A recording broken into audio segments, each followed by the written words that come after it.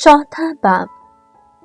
लेकिन मैं ये कहता हूँ कि वारिस जब हनूज बच्चा होता है तो उसमें और गुलाम में कुछ फर्क नहीं होता, हालांकि वो सबका मालिक होता है, बल्कि उस वक्त तक जो बाप ने मुकर्रर किया सरपरस्तों और मुख्तारों के इख्तियार में रहता है।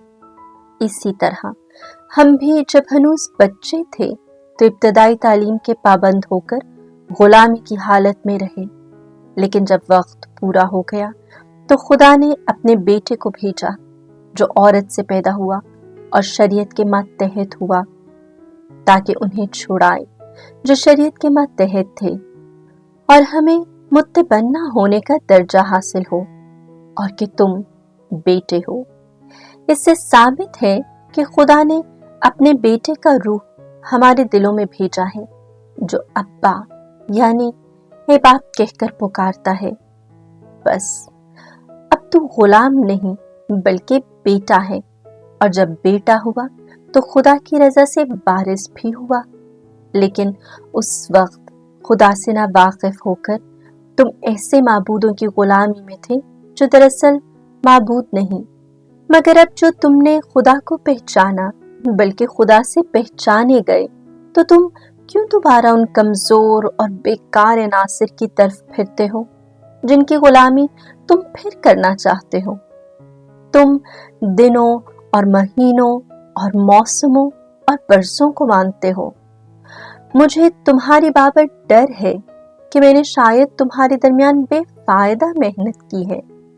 ए भाइयों, मैं तुम्हारी मिन्नत करता हूँ, तुम मेरी मानिंद हो जाओ, क्योंकि मैं भी तुम्हारी मानिंद हो गया था। तुमने मेरा कुछ नुकसान नहीं किया।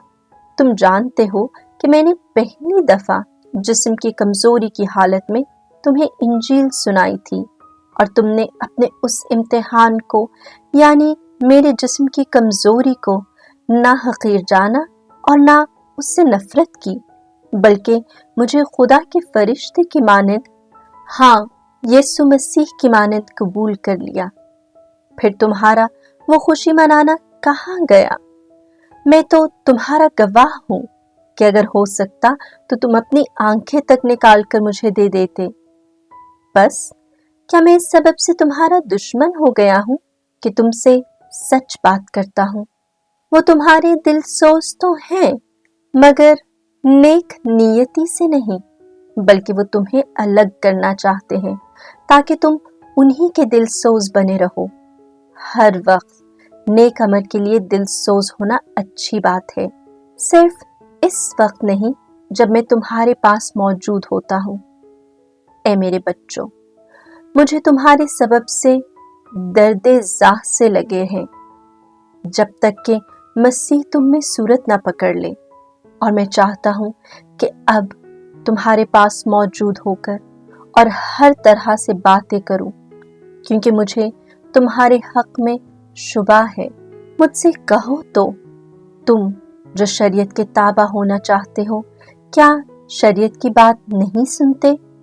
ये लिखा है कि इब्राहिम के 2 बेटे थे, एक लौंडी से, दूसरा आजाद से।